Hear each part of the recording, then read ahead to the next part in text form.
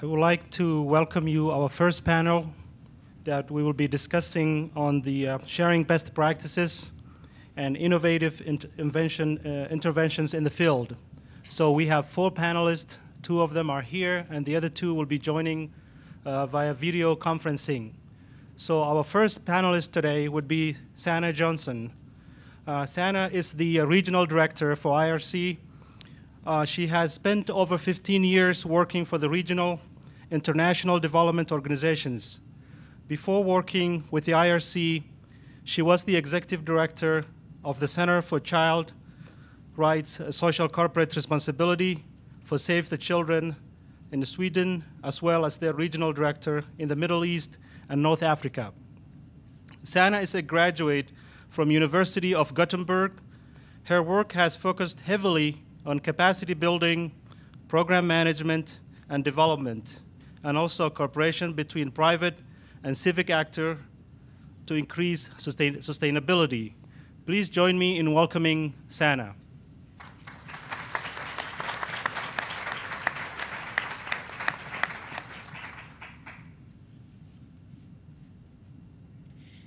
Yes, hi everyone, and sorry for not being able to attend in person, but I would on the flights and everything here from New York. But so on behalf of IRC, the International Rescue Committee, we are happy to be part of this. And in short, I think that I will highlight maybe four points when it comes to refugees. But starting with that, as you have heard earlier today we have more than 50 million refugees globally, and it is actually the highest numbers we have seen since the Second World War.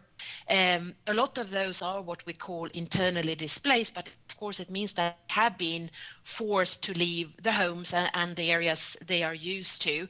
And of course we have groups who are more vulnerable than others, as women and children, but equally through this, we have come to a period where we also have a new type of refugees, and that is that they are urban. So the 4 things I thought of elaborating, because of course we can discuss this endlessly, and hopefully over the years we have been working as IRC, we have learned something. We started already in 1903 when Albert Einstein decided that it was time to support European to flee what they feared were to come during the Second World War. So since 1953 we have helped refugees. So I thought of that, going back to what I will elaborate around, is actually that today we have urban refugees. Not all of them are actually living in camps, and that is a major change, and have also of course requested us to act different. And partially that also links to the great work we are doing in the US. As we heard from the introduction here, we shouldn't ever let anyone think that refugees or displaced are without skills or that they are not unique. They are like us, me and you and everyone else, and it's important to bear that in mind. There's another dimension which I think is more my personal reflection of doing emergency work and refugee work since '89, and it's also that, how strange it ever sounded, it is also a possibility to change attitudes. And of course the key to our joint practice is that we all work together. But starting with then that we have to change where refugees are ending up and who they are, is very much that today refugees are at large urban. They also have larger possibility than ever to be part of getting access to new modern technology. And this means, of course, living in an urban context means that we also need to consider the host community much more than before. We know all how it is to arrive in a new setting, and that goes as well as if you are resettled here in the US, or if you are arriving in an urban population, like maybe in Aden in Yemen, or you are coming into an urban setting like Islamabad in Pakistan. It is that host community who normally are hosting our refugees are usually the poorer communities. And thereby we have experienced as IRC, it's critical for our success that we are also addressing those communities' need. That goes for allowing access to education. It's allowing them to also be part of increasing their financial situation. So I think for us, it's really important in all the work we are doing today is actually to assuring that the host community are benefiting equally as the refugee community. And that is maybe something which we have seen the last 5-6 years being increasingly important. One, because we also don't want the host community to be hostile to the newly arrived. We know that the unknown is always scary. In the US, the same goes for our colleagues and the host communities in Lebanon. So addressing this is important. It's also important that creating events where we are meeting as equal. It can be as a simple thing of having celebration of a children's day, or having joint event where parents are coming together, being as refugees or others, to discuss the school situation. So I think this is something we have embraced. When it comes to the technology which comes with that, we are more and more having an urban and modern societies, of course, that we can also, or we will have to mitigate conceptions of that everything will be brilliant when they arrive. And we can see that IRC, we are fortunate to work with the US government to resettle more than 13,000 people from the region. And of course, many of them are coming from the region, but we also do have refugees coming from Syria and elsewhere. And of course, it's important for us to make aware that though text messages and calls have said that things are brilliant, the reality can be very different when you arrive. So that, bearing in mind, whatever we do, we need to consider the host community. I think it has been a big learning for us. And I would even maybe another dimension is that when we talk about host community, we also face the same challenges. When we were in Yemen, we had Kharas camp. It's a huge camp run by UNHCR, and since many years, the host communities around there were small villages without water, without education, and of course the camp we were running together with UNHCR were, of course, having both access to water, food, education, and of course this over time led for the agency I worked for then that they, of course, took cars, kidnapped our staff. So for at that point, absolutely critical that we saw that they had an opportunity to increase their living conditions. We have already just heard a brilliant history that refugees are, of course, as all of us, have a unique skill set. Just because you happen to become a refugee doesn't mean that you haven't access to education or that you have individuals' needs. For us as IRC, in our everyday work, be it in a camp setting, in the urban setting, we really want to listen to what the beneficiaries are asking for, while we more and more are working with what we call cash vouchers. That means instead of distributing food, water, and these things, we have identified a way where we either vouchers or even credit cards, where the displaced and refugees, but also host community, can by themselves decide what they would like for their everyday survival. Immediate displacement means that we still, of course, do work with distribution of food and necessary items, both for newborn and for the families. But over time, we have seen that it's much better for us to assure that they can choose what they think. And it's also a way, in a way, to energize, give a thriving local financial growth in the local community. The ski. Same there. We heard about an Iraqi refugee who came back, became a member of parliament, which is, of course, the brilliant stories. And there is many of those. We also believe and do a lot as the IRC, invite the refugee population to be part of. It can be education, the camps. It can be part of being assessment teams. It can be part of being on protection. So really seeing our refugees and displaced as extraordinarily resourceful communities is absolutely important. It's also a way of, I would say, actually human dignity, and that should never be underestimated. Our colleagues who have been forced to flee are having the right to be treated as resourceful and, contributed to the situation where they live. Of course, this is even more important when we have refugee groups who have been long-term refugees. That can be the Palestinians in the Middle East, or Iraqis, or Western Saharans. So those are things we believe in are important. So one, being part of the solution is, and also assuring that they are defining the needs they have, be it here in the US or in camps or in urban settings. The third one, which is maybe a little bit more unorthodox, and this is very much my own experience of meeting families of refugees, both children and parents, and it is in a way to do the best we can in absolutely dire situations. Living in refugee camps, as we know, means that living conditions are awful. You are separated from your loved ones.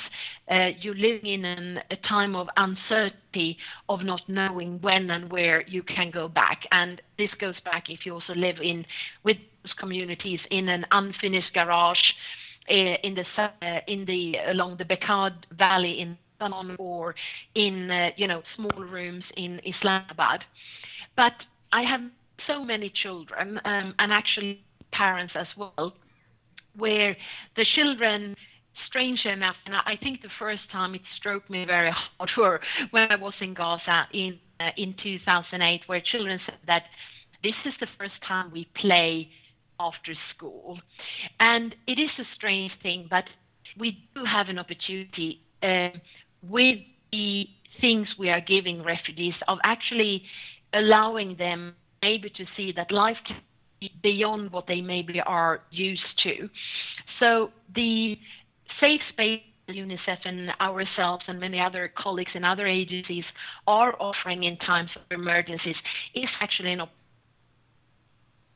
new tools to increase their resilience. It can be through game and play, which we know are very important for children's rehabilitations.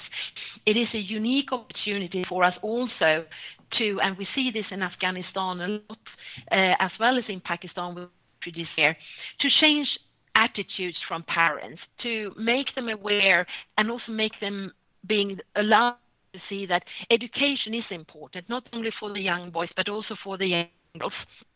So this is not me saying that it's great to be a refugee, but it is something we as agencies can take an opportunity to lay a foundation for change over time when refugees are allowed to move back, to really create a sense of that it's important to recognize children's rights to be a child, recognize the importance of that theater, play, sports are having a healing effect on children.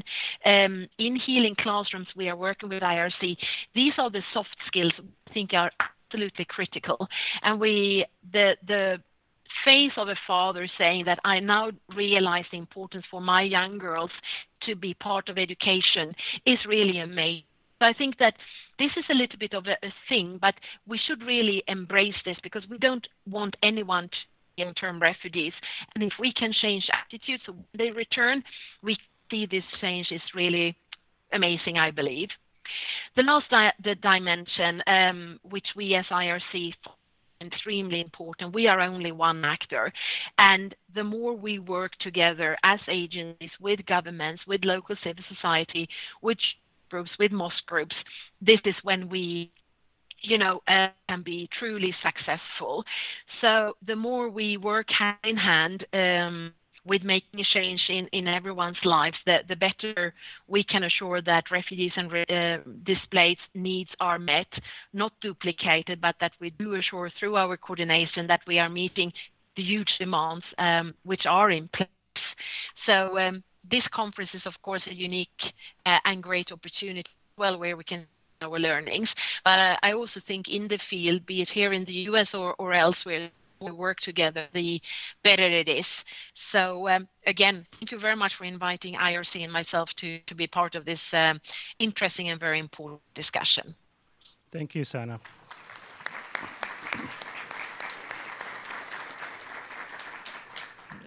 If you can stay until we finish all the panelists, then we can take questions at the end.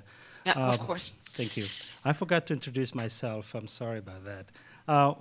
Many of you know me. My name is Aidan Batar. I'm the director of the Refugee Resettlement and Immigration for Catholic Community Services. I myself came to Utah as a refugee 20 years ago and resettled through Catholic Community Services. Was one of the first Somali refugee resettled in the state of Utah, and I'm proud to live in this great community. Our next panelist is my next Cara Yar Khan. And Cara is the founder of RISE Consulting and former UNICEF Child Protection Specialist. She was born in India and raised in Canada. She joined the UNICEF in 2007 after working 6 years with the UN World Food Program in Ecuador, Panama, and China.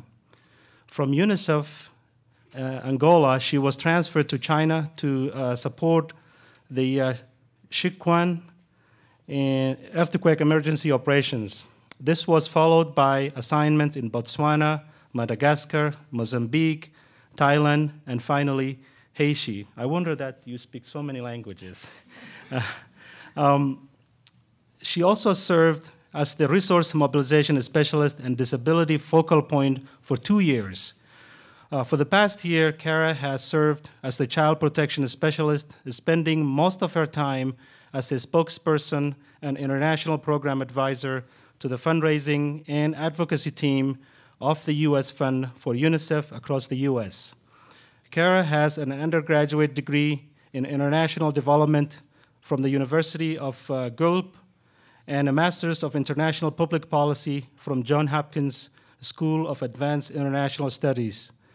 To add to the diversity of her mixed ethnic background and international travel to over 35 countries, she speaks Spanish, French, Portuguese, and some Mandarin Chinese. Please join me in welcoming Cara.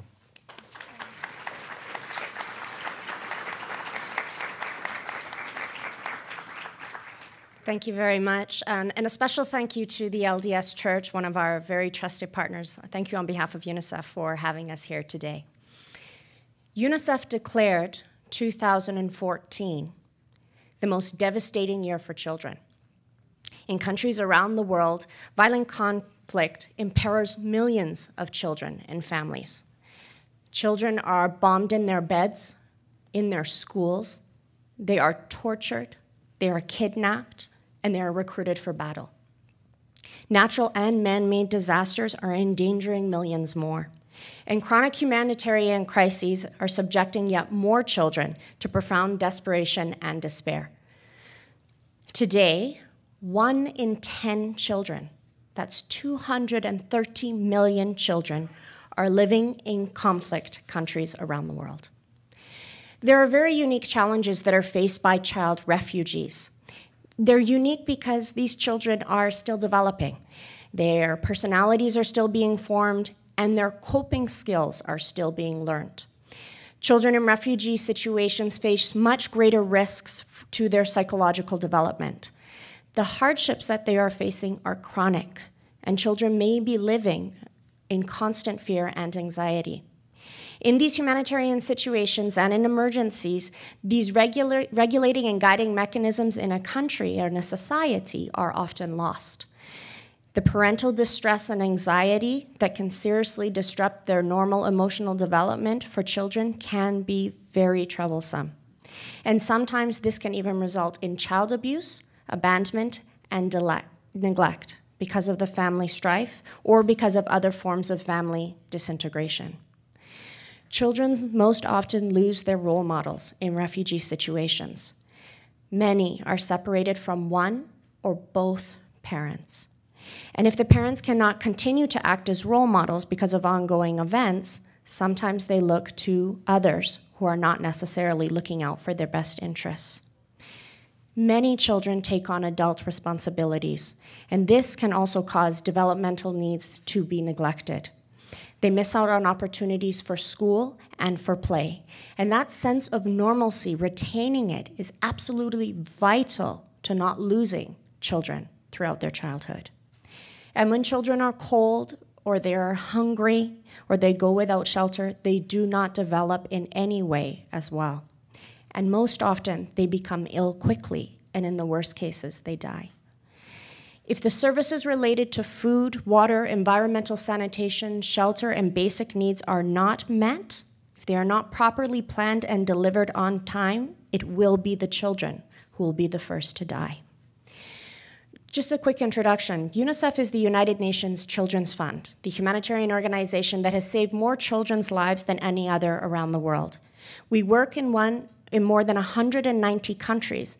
And the reason that we have been effective for so many years is because we always work in partnership. We do not do anything on our own. And our first government in any country, our first partner in any country is the government themselves. But in implementing the programs, it's our trusted partners such as the IRC, as you just heard, and other NGOs, faith-based groups, community groups. These are who we work with to not only implement services, but also deliver life-saving humanitarian aid. We have the ability, because we work in so many countries and are trusted by the governments and the local communities, most important, the mothers and fathers, because if we want to reach children, we have to work with mothers and fathers. Because of that trust, we are able to mobilize massive amounts of resources in countries such as the United States because of our trusted brand, but we are also able to reach communities in the hardest to reach areas. And this is imperative because we are an organization that understands who are the most vulnerable and who are the most marginalized. And unfortunately, focusing on those who are in the most desperate situation has become imperative because we do not have the full funding needed to reach all children in need.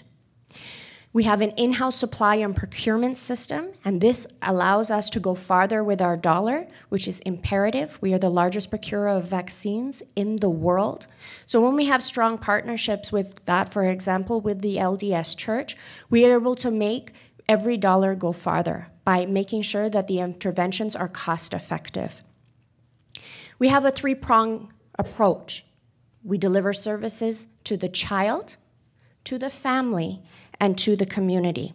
And our areas of intervention are that of health, water and sanitation, nutrition, child protection, and education. But because we've worked in these countries for so many years, and we have the trust not only of governments and of our various partners, but also of the private sector, we not only are having to look now at the refugee populations or asylum-seeking populations in the countries in which we work, but we also need to support the local communities in the host countries. Those host communities that in so many cases themselves are living underneath the poverty line. And when you have a massive influx of people, often up to 25% of your own population, such as the case of Lebanon, where 65% of the people in some communities live below the poverty line, we need to adjust our interventions so that, for example, in that country, 70% is looking at providing aid to the refugee population, but 30% is focused on also helping the host communities.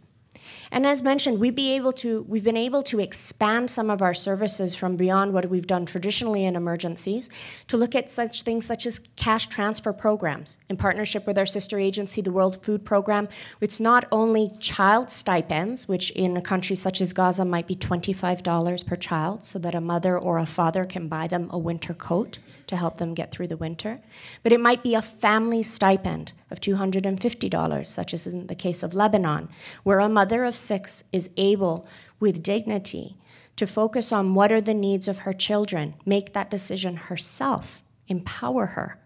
And she might decide that they need food or medication, for example, with a child with a disability, or an additional winter coat for a new baby that has just come along. We are also, as mentioned, in working with the private sector and with governments. As mentioned, we do everything in partnership with governments. In Lebanon, for example, we this year are printing 2 2.5 million textbooks for children from grades 1 to 6 because the local operations are not underway. We're also looking at things such as delivering gas to schools to make sure that schools are heated. And again, it is through our partnerships and being on the ground, having those trusted relationships, that we're able to be effective in what we're doing. As mentioned, getting children in conflict, refugee children especially, into a state of normalcy is absolutely imperative as quickly as possible. And in some cases, we can't always get them into a traditional formal education environment.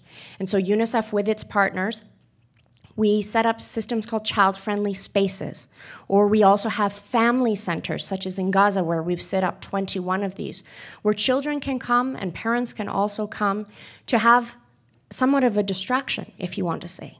We allow them for a moment to be children, to play, to paint, to express themselves through music and art. These are so important because, as you heard, they are traumatized. They have seen things that no child should have to see, and we have to bring them back to who they were, to what is important to them, and give them a safe space in which they can express themselves. Something unique about UNICEF that distinguishes us, not only because we are a United Nations agency that works in conjunction with governments, is that 100% of the contributions that we have are voluntary. We do not receive any funds from the UN system. And that is why it's also imperative to work in partnership. We are also the lead of clusters. We've talked about the coordination and of not repeating interventions is so imperative, especially when all organizations are looking at having to work with less. This year, we launched a $3.1 billion appeal just for the year 2015 to be able to serve 98 million people, of which 68 million are children in 71 different countries. We're looking at going above and beyond and looking at innovation, mobile resources, for example, family retracing. We can use a mobile phone, take a picture of a child, record their voice, take their data, and have it uploaded and have a file for them so that they can be identified and counted now within 48 hours. A process that with a paper trail used to take almost 6 weeks. We also look at bringing technology through a credit card size computer called Raspberry Pi and introducing these into the informal learning spaces so that we hope that potentially the next generation of coders, of programming coders, are actually going to be young girls in the Middle East, for example. And just to end, the very first refugee who I ever met, she was 5 years old. Her name was Carlita. She was Colombian. And I stood on the Ecuadorian side of the border as she walked across a river. And she had brought with her a dandelion weed in her hand. And when she handed it to me and I asked her, "Are you all by yourself?" She said, "Yes, my daddy died on the way." She handed me the dandelion flower, and it was the most beautiful I've ever seen. So I take Carlita with me and her resilience. But what we must remember is that the resilience of children, when they are in the face of conflict year after year after year, is going to diminish. We cannot let this continue to happen, and we must put children first. Thank you.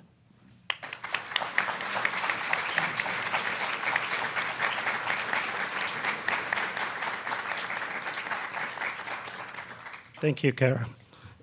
Excuse me. Our next panelist is Lindsay Stepp. Lindsay serves as the Refugee Child Protection Coordinator for the United States Conference of Catholic Bishops. She manages the resettlement process for separated refugee children resettled through USCCB and coordinates protection and services for this youth.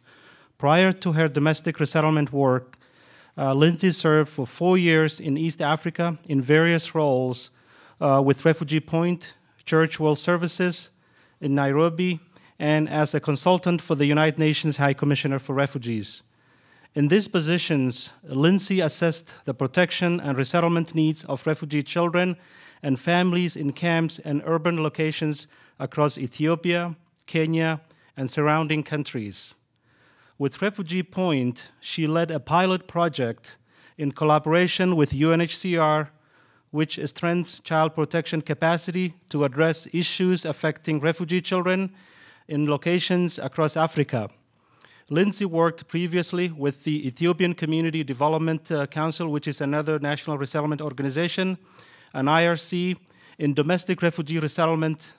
She has a master's degree in conflict resolution from Georgetown University, a certificate in refugee and humanitarian emergencies from the Institute for the Study of Migration, and bachelor's degree in conflict studies and German from DeWalt University. Please join me in welcoming my colleague, Lindsay Stepp. All right. Well, first of all, thank you so much for that introduction. And first of all, to LDS and Amar US for the invitation to come speak with you today. I'm sorry I couldn't be there in person. As was mentioned, I'm the Refugee Child Protection Coordinator for USCCB, which, if you may or may not be aware, is the U.S. Conference of Catholic Bishops, which is one of 9 agencies which resettles refugees here in the United States. In this role, which I'm very new to, I started about 2 months ago, I coordinate the resettlement and the protection of separated children here in the U.S., and I'm doing this from Washington, D.C. Separated children, without getting too far into the details, are children who have been separated from their biological parents due to death or getting lost during flight, that type of thing. In previous roles, however, as was discussed, I was based in East Africa conducting child protection and resettlement interviews. So just give me a moment here. I'm going to switch over to our PowerPoint. Bear with me for a moment.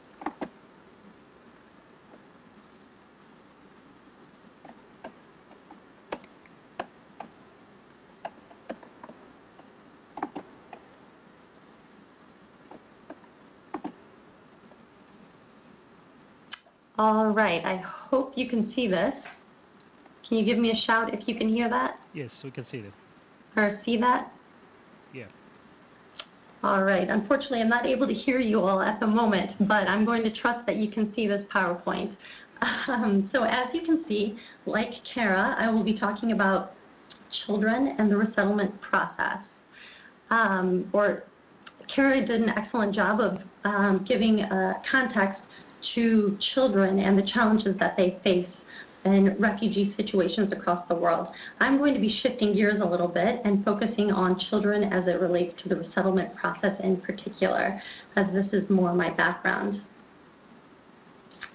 And according to UNHCR, last year, nearly 50% of the world's refugee population were children. This is huge, 50%. So I was very happy to see that there was such a child-heavy focus on this panel and such an emphasis on the importance of children. Because to overlook children and children's issues and their unique needs is to overlook 50% of the population. So as we've been discussing, living as a refugee in a camp or in an urban location comes with many challenges. It's a challenge even having basic needs met, particularly for children who are already extremely fragile. So it's little wonder that resettlement gives so much hope to so many families who are in refugee situations across the world. I should stress here, however, that the journey from a camp or a city in the developing world to Salt Lake City or other cities of resettlement is a very long one. It's a very long process with multiple interviews with different agencies and many stages. So at each stage with UNHCR or later at the Resettlement Support Center stage if you're going to the US, and then later with the US government. Each of these stages is interviewing each refugee and each refugee child multiple times. I should also add that only 1% of the world's refugees are resettled. So what I'd like to do today is paint a picture of what it might look like to be a refugee child during the resettlement process, just to kind of give you more context for the situation that children are facing before they reach Salt Lake City or other cities of resettlement. So imagine for a moment that you're a 4-year-old or even a 10 or 15-year-old, and you walk into this room and you're asked to sit here with your family. Or maybe you're living with someone else's family if your family members died along the way or you became separated from them during flight. And you're sitting at this table across from someone who looks and sounds very different from you. And they're asking you all of these questions. What's your name? How old are you? What happened to your mom? Where is she? When did she die? How old were you when she died?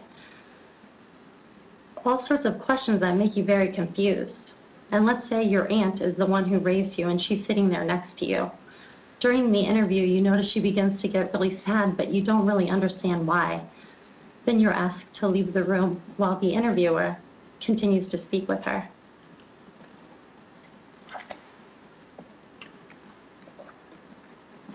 So you can imagine, for a child, or for anyone for that matter, this is a very difficult process and very intimidating. But before I get too far into this, I should say that I'm very much in favor of refugee resettlement, obviously. So as I'm describing the difficulties that children face in the resettlement process, don't think that I'm saying it to mean that I'm not in favor of resettlement, but rather I'm trying to provide context so that we have a better picture of what a child has experienced, not only in terms of trauma and having their basic needs met, as Cara so well described, but also the process itself of waiting for years between resettlement interviews and then not really understanding what's happening during the interview or why this person's asking you so many questions. So as you can imagine, and as you probably pictured in that scenario before, there's a lot of confusion and uncertainty, a lot of fear, pressure. You don't, even as a young child, if you don't understand the gravity of the interview or why you're going to these interviews and what the end result might be, which is resettlement to another country, you at least understand from the adults and the older people in your community that it's really important and that they want you to do well in this interview, whatever the interview is. During the resettlement process, difficult family histories are sometimes learned by children who didn't know all of the details, and sometimes difficult details to hear about atrocities that were committed against their family members. Often, realities behind family relationships are disclosed. So, for example, the child living with her aunt, for example, may have believed her entire life that her aunt was her mother. So it's very difficult learning that, in fact, this is her aunt, and things like that are difficult for a child. Also difficult decisions about a care arrangement. In the event that, for example, a mother is being resettled to the United States, but the father fled separately and hasn't registered as a refugee yet, who will the child stay with? These types of decisions are difficult for the family and difficult on the child. Also, I hate to say it, but children frequently miss school for their resettlement interviews. And then also expectations. This could be an entire speech in and of itself, is expectations that refugees of all ages, and especially children, have coming to the United States, seeing movies, and that everyone in the US has a huge house and cars and life is easy. It's sometimes very difficult to arrive in the United States and find that this isn't always the case. So all of this can be very challenging for a child, let alone the years of waiting throughout the whole process. So what can be done about this? How can we address these challenges? One, I would say, putting child-centered considerations on the list of priorities in resettlement. So we've already been hearing about and talking about great initiatives that are putting children first. Here's a picture of a child-friendly space, as Cara was describing earlier. These are all great initiatives. And there's a growing movement in understanding that being child sensitive to children's unique needs and vulnerabilities also needs to filter into the resettlement process. So just looking at all the aspects and all the stages of the resettlement process and trying to be a little bit more sensitive to children's needs. Staffing. So I know that UNHCR Nairobi in the past couple of years has developed a new position for a child protection regional staff member. This also happened at Church World Service, the Resettlement Support Center in Nairobi. So there's a growing awareness, of course, that child protection is also important to the resettlement process. But these sensitivities need to filter down to not just those people who are tasked with child protection activities, but also to everyone coming into contact and interviewing refugee children. It's everyone at every stage, the UNHCR interview, the Resettlement Support Center, as well as the CIS or the US government interview that comes into contact with children that need to have this awareness. And time. Resettlement interviews can be very rushed, and as a result, it's hard to focus on all the different sensitivities. You know, there might be a single mother, there might be someone with medical needs. It's difficult to be sensitive to all these issues. But as I mentioned before, if 50% of the refugee population are children, more time needs to be devoted to their unique needs. Second, I would say child-friendly interviews need to become the norm, not the exception.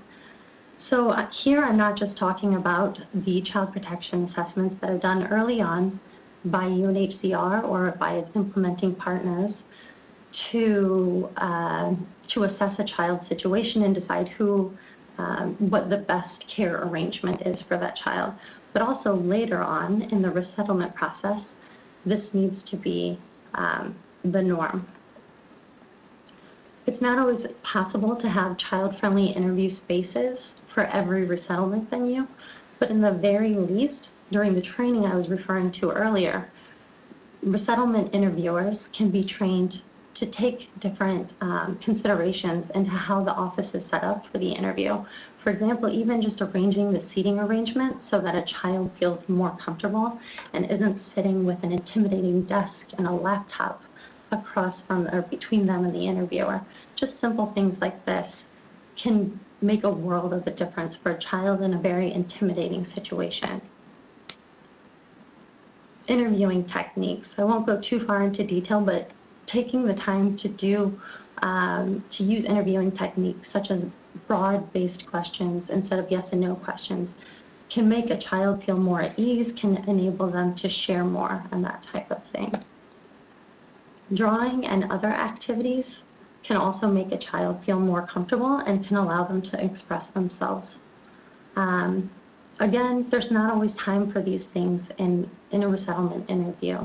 And I recognize that that's not the focus of the interview itself, but it's still important to put a child at ease during this interview to lessen the unintended consequences and the stress and the psychosocial impact that they might be experiencing, not just because of the resettlement interview, of course, because of all these multitude of factors and the challenges that they're facing in their young lives.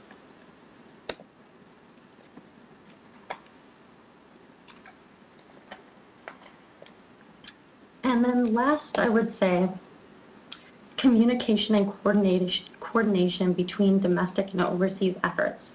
We've heard from a number of the presentations today the importance of coordination and not duplicating efforts.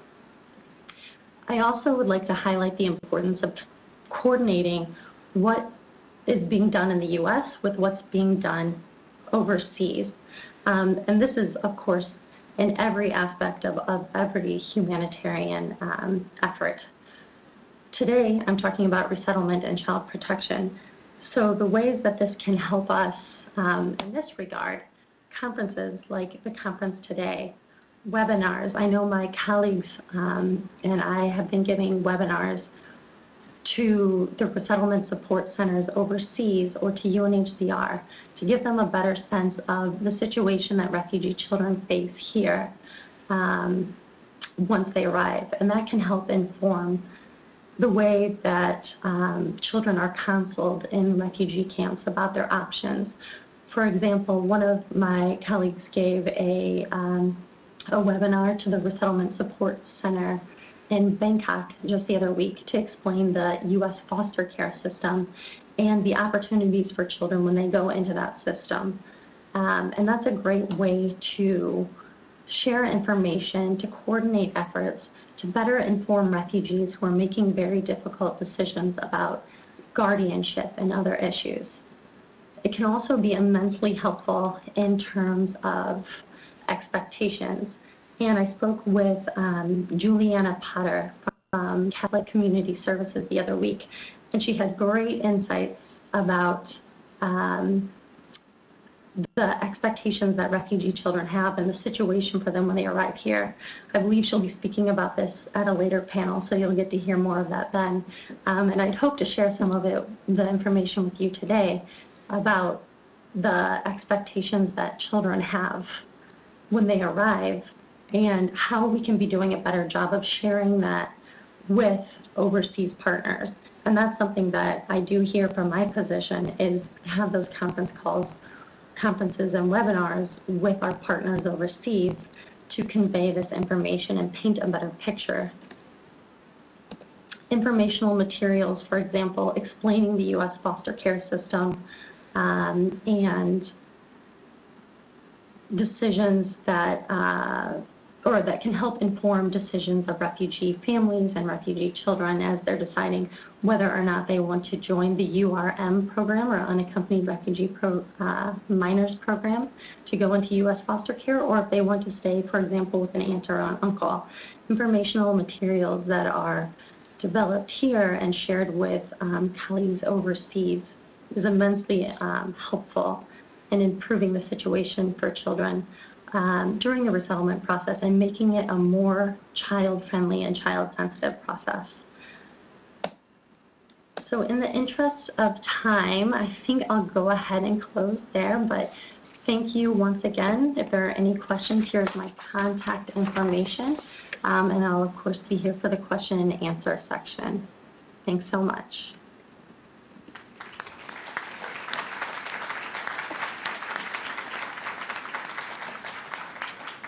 Thank you, Lindsay.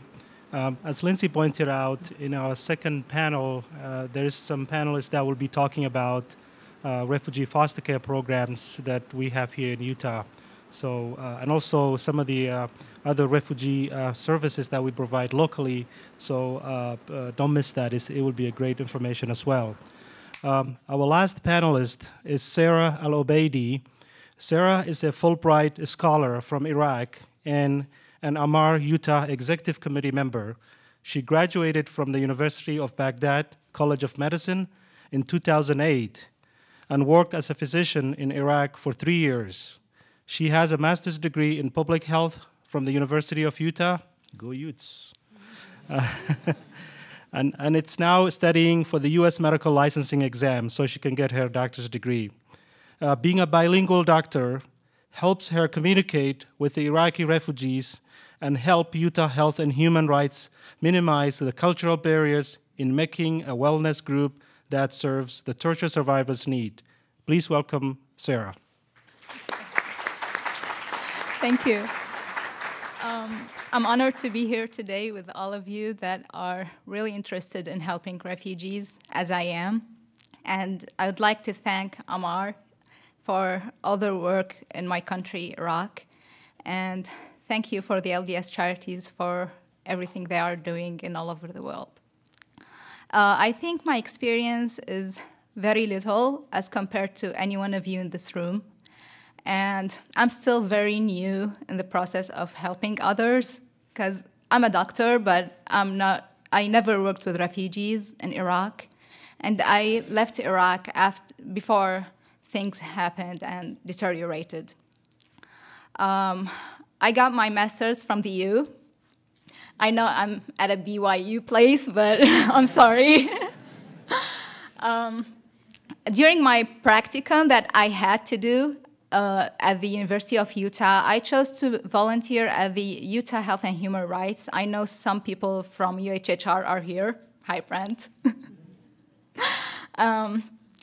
I received an email from Mara Rabin, who is the medical director of UHHR. She was asking for someone who can help her to modify the Harvard Program for Refugee Trauma, the HPRT, who was developed by Dr. Richard Malika, who was also a Fulbrighter from Italy.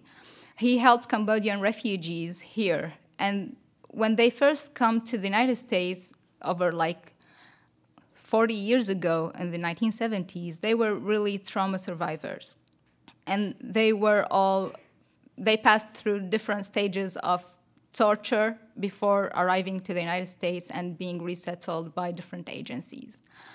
He discovered that through medical perspective, those people, I'm used to say patients, I'm sorry. So those people are really at higher risk of chronic diseases. And for one example to give, the risk of diabetes mellitus in normal population is 5%, but in refugees who are torture survivors is 20%. So like 1 in 5 will get diabetes at some point in their lives, and usually earlier point in their lives. According to this, he developed a program that ran to like 8 weeks, so once per week for 2 hours, to give information about exercise, nutrition, like healthy food, and included some relaxation techniques, which was very important for those who are torture survivors and passed through a lot of during their lives and during their resettlement before coming to the United States. Mara Rabin's idea was to modify this program to help Iraqi refugees who suffered the same process here in Utah. The percentage of torture survivors in Iraqis is about 60%, and in Somalis is about 80%, so it's really huge. I went to volunteer, I made an interview, and we kept talking about it, but we thought that in order to help someone, you need to listen to them first. So we ran a focus group consisting of Iraqi ladies. There were 8 of them, and another focus group consisting of Iraqi gentlemen, and there were about 10 of them too. We took their ideas, and the most thing that they were really needing help with was depression and sleep. They were having big problems with sleep because of everything's going on in their lives. And just remember that even though they fled everything and they are resettled and been here for a couple of years, their families are still back home. And they are hearing news every day. And they know they are dying there at some point. So it's still disturbing, and you know what PTSD is, but they are suffering much more than what PTSD is. So what we did is that modified this program to help those people. We ran a pilot program that was part of my practicum, and then another year we ran another one, and it really helped for some point. We introduced nutrition, and we tried to modify. I know and I confess that Iraqi food is very tasty, but very unhealthy. And everyone who tasted it knows that. So we were trying to have the same taste, but with some nutritional substitutes. And we know their English is not good. And we had an interpreter, because I was trying to interpret, but I'm sure I'm not a professional one. So we gave them some papers that have nutritional substitutes in English and in Arabic, so that this can help them when they go, for example, to Walmart. They can learn English and know what to buy. Because this was the major thing that we heard from them, the language barrier. They suffer a lot here. Even those who's been here for many years, their English is still poor. And unfortunately, they don't know the system well. I don't know why. I didn't come here as a refugee, and maybe that's why I know better than them somehow. One of the challenges was that for example, if they get sick and go to a doctor here, they don't know that they have a right, according to class, that they can get an interpreter either in person or by phone. They go to their appointment having no interpreter, and they are turned back, and they have to rebook another appointment. Can you imagine that someone is sick who goes twice to the doctor, and they are turned back because they don't have an interpreter, and they don't know that they have the right for an interpreter to be with them? So what we did at UHHR is giving them a card in English that says that, please, I have the right for an interpreter, so please provide me with one. And they hold their cards and went, and it worked for some point. I'm really glad that it worked. The other thing was, in Iraq, we never saw snow before. It was my first time to see the snow in Utah when I came. And one situation I passed through that I was wearing those, the tracks, and an Iraqi refugee saw me wearing this on my shoes and said, "What's this?" I told her about it, like, this is to prevent you from slipping. She has her son broke a leg and another cousin who broke a leg because they didn't know about this, which was a simple preventive measure, let's say. And another thing was a cultural difference, maybe. In Iraq, when you say, let's do this, you mean you are offering something. But in the States, when we say, let's do this, it's like, let's do it. We were trying to do some exercise to help prevent, like a preventive thing. And thanks for Harmons, they provided us a space to cook healthy food and to walk from UHHR, like it's a 2-block walk from UHHR to Harmons. And what happened, we said, let's go walking. And they used their cars. And we ended up walking only the instructors of the group. So what we did the second time is said, we are going to walk to Harmons. And we walked. So I think there are some things that the cultural difference is a big thing between Americans and I don't think only Iraqis, but all refugees. So making use of someone from that community will really make a difference in helping them and in making the refugees' life easier and the NGOs' work much easier than it was. I'm sorry I'm so short in that. It's my experience. It's a really 2-year experience, and in respect to anyone in this room who had really longer experience than me, I'm a really small one.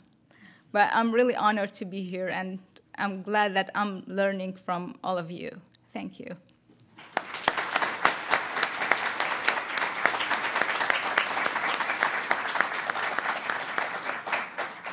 Thanks, Sarah.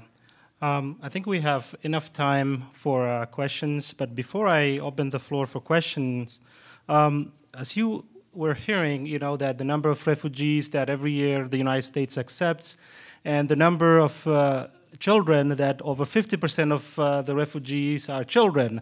So I think one question I would ask the panelists, those that have experience with working with children, do we know the number of refugee children, especially the URM program, how many children that are coming to the United States at a given year, so our community could know that? I know that in Utah we have a little over 70 children that we have already in our foster care system. Anyone, Lindsay or Cara? I should specify that I actually work with another group called attached refugee minors who are apart from the URM program. So I wish I had that information for you. It's actually my colleagues working on the URM program, which is the U.S. foster care program. I could certainly get that information for you easily and get that to you, but I don't know it off the top of my head. So I think I will open the floor for questions. So those that have the mics, if anybody has any question, and please let the panelists address to whoever you are addressing your question. Do we have a mic?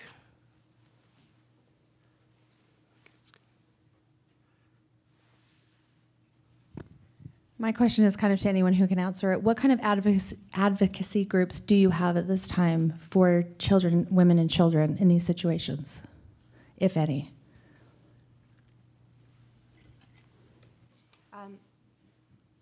Thank you. In terms of advocacy groups, we call it Communication for Development. And it's imperative, one, that it is not only language sensitive, but culturally sensitive. So UNICEF in particular works with community-based groups. And in the particular case of refugees, it's with volunteers. Refugees themselves. Often it can be young women or young men, youth, so under maybe between the ages of 16 to 24, sometimes even maybe 14 to 24, who, because they're not able to work and find employment, are given opportunities in the camps to be engaged. Because as I noted before, that engagement, to be a voice, to contribute back to their communities is so imperative because that resilience is also decreasing. There is, especially in the case of the Syrian crisis, there is a desire for them to return and to take up arms. In addition to working with refugees themselves, our partner organizations, we will develop materials, whether it's posters or through art or through drama, which is also very effective in being a voice for the people themselves, but also for the life skills messaging that we're trying to share. As IRC, we have a specific advocacy office in D.C., Washington, but we also have one in Geneva and in Brussels. So, of course, we have the traditional official channels, and then each of our operations are working with the national governments. Where there is a political sensitive area, we can also work through silent channels. But, of course, I mean, the most important, as mentioned here by UNICEF, is also, of course, that we're engaging with the local civil society partners we're working with and are supporting their actions. But then, of course, it's also important that our board members and CEOs, David Miliband, is a voice in the official settings. And very often we are also working what would be called silent diplomacy, which means that we are highlighting with members of Congress and elsewhere issues and concerns we have, because in the same time we don't want to jeopardize our ability to address the needs in the countries and areas we're operating. I just wanted to add that there's an organization called Refugee Council USA that does a lot of advocacy on behalf of the overall refugee issues as well in the United States. So that's another organization that does a lot of advocacy.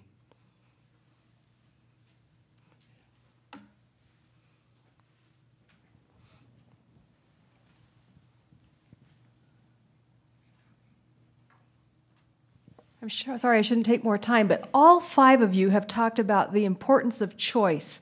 You know, cash vouchers that give people a choice about what they buy and choices in stores. What can host communities do to increase the choices that are available so that people feel like they have more control over their own situations?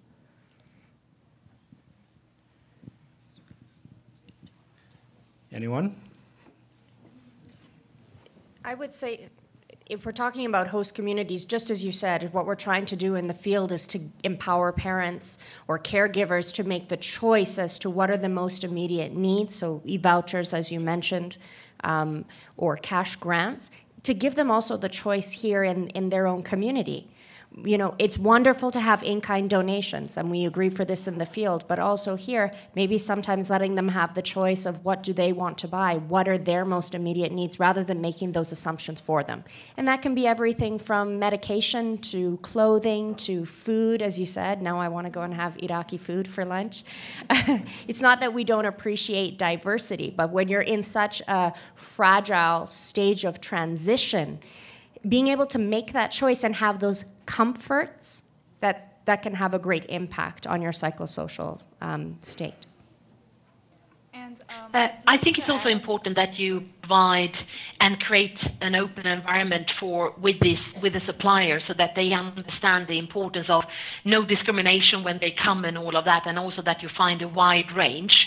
But of course, I mean, there has been situations where we're also talking with the displays of the importance of, certain things like alcohol and tobacco, wooden things, which would be part of the choice, unfortunately, because we think, and we have seen by earlier research, that is because of the gender imbalance every now and then, we might jeopardize the well-being of the family. But to really assure that vendors are coming along these efforts, and of course assuring that it's treated with most respect, both when it comes to price setting, etc., so we don't see a burst in prices and that, but generous approach to the services they are providing.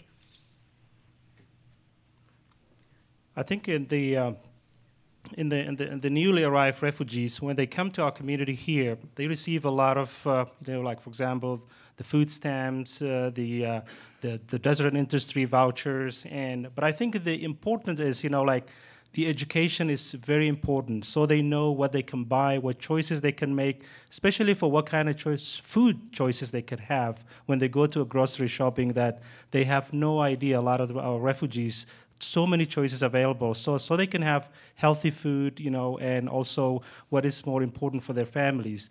And also the little resource money that they get from the state, also what important for them they could use for that money. Would they pay rent, or they would use that money for other things? So I think education is the important. I think the host community, especially a lot of the volunteers that are working with the refugee, I highly encourage as many education, life skills, financial management, things like that they can teach the refugee. I think that would make it easy for their transition in our community here.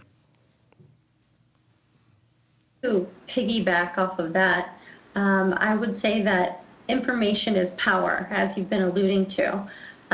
So refugees, whether they're making choices or decisions in the camp, or they're making choices and decisions here in the U.S., it's easier to make an informed decision when you have the information available and in a way that's digestible. So going back to the conversations about children, rather than being spoken to as an adult, having perhaps a picture book that explains the choices that are available, or being spoken to in child-friendly terms that will make these decisions about care arrangements, or even just what different options are available here in the U.S.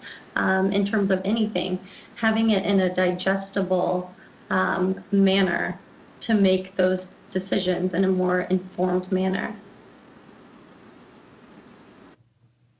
My question involves the foster families. Is there a limiting factor for these refugee children that we don't have enough foster parents available? And are the qualifications for the foster parents the same as for local youth, or is there another program that the foster parent has to go through to get involved in helping these refugee children?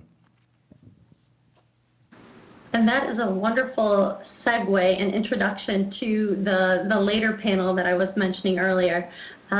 So a colleague, Juliana Potter, will be on a panel later discussing the URM foster care program.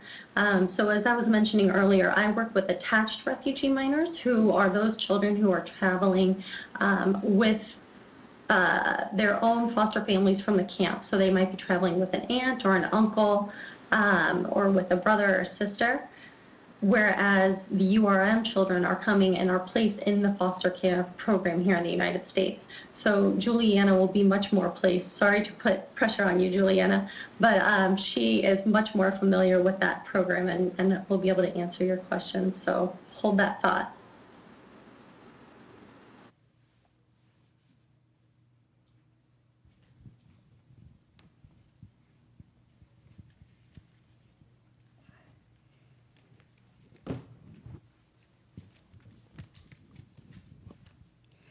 I'm glad that I'm in this room attending this conference. So I just want to let you know, the three of you, that I am confirming most of the things you have talking about. I was in a refugee camp to you, Cara,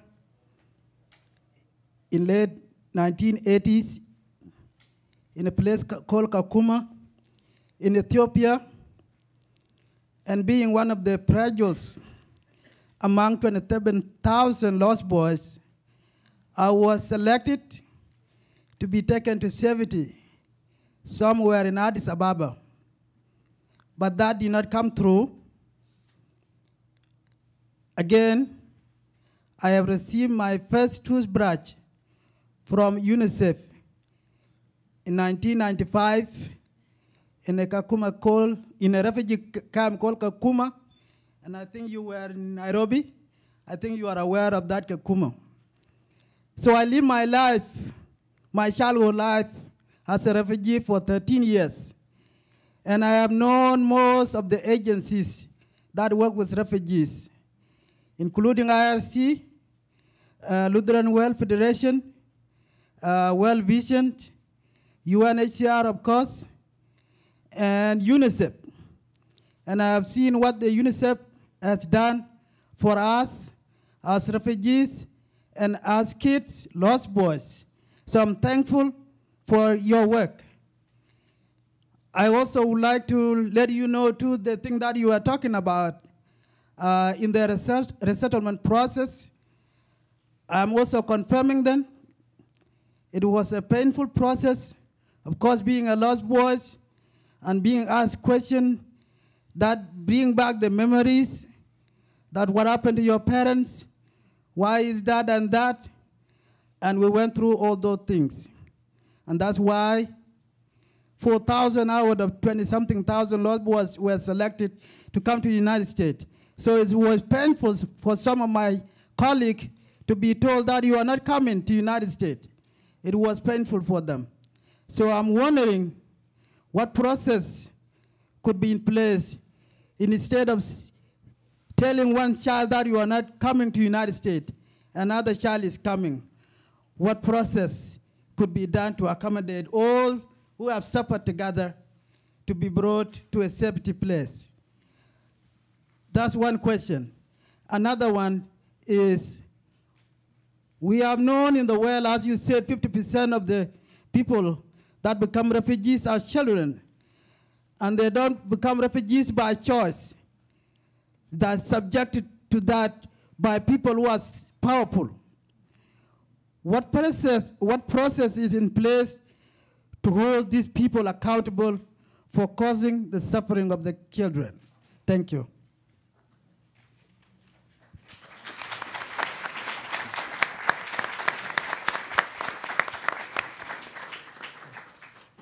Thank you so much for... Thank you. Those are... Go ahead, please. Oh, go ahead. Pardon me, I'm so sorry. Thank you so much for sharing your story. It's very touching. It's very brave to hear of personal experiences. And it is a reality that not every child can be saved and resettled in another country. From a UNICEF perspective, that's why our regular development work, which is very much connected to our humanitarian work in emergencies, is so imperative, that they are not silos. And one of our areas is child protection, as mentioned. And in partnership with governments and civil society, the reason that we have this model of work and working with local partners and the community is to help build up the local child protection protection, not only mechanisms and services in a country, but to ensure that the laws and policies are in place according to the Convention on the Rights of the Child, so that children who do stay in country are protected. And so first and foremost, that is having a birth certificate. A birth certificate is a child's passport to life. It gives them the right to access services. It gives them the right to be protected, and should they not have a caregiver, parents, to have access to orphanages or residential care centers, and then within these infrastructures to be cared for with proper nutrition, health, access to education, and psychosocial support. Not only then, as children, as they grow up and become youth, because as you know, children and youth, their needs change as they become older, that they are then provided opportunities for training, if they cannot finish school, vocational training, and then have access to employment.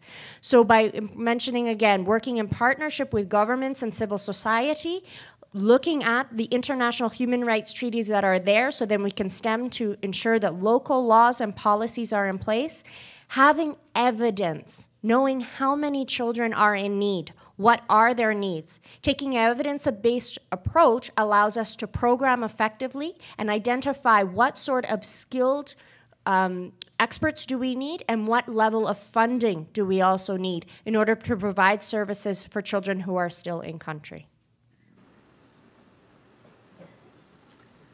Great, and I would also like to say thank you also for sharing your story with us. Those are very difficult questions. How can we make a world where all of the children who are deserving of resettlement can be resettled? And it's one that may never be answered, but we can do our best to at least get as many over here or to the UK or Canada to get to the protection that they need. One thing that's being done around this is advocacy, of course. This conference and other conferences like this around the world are a part of that effort in terms of advocacy and advocating for the need for more countries to accept resettlement slots, to accept refugees into their countries. This is also being done largely by RCUSA, as Mr. Buttar was mentioning earlier, bringing together NGOs such as USCCB and others to advocate around the need for more countries to take more refugees for resettlement. And then lastly, in terms of the children who are rejected and the very, very immense emotional toll that this must have. I mean, I can't even imagine. But this is why we need to get to have more psychosocial support in camps. That's just one of many, many reasons that children and adults alike would benefit from more psychosocial counselors in the camps. And this just goes back to finances and advocating more for the needs in the camp, including psychosocial support. I think we ran out of time and it's time for lunch. I think you're all hungry.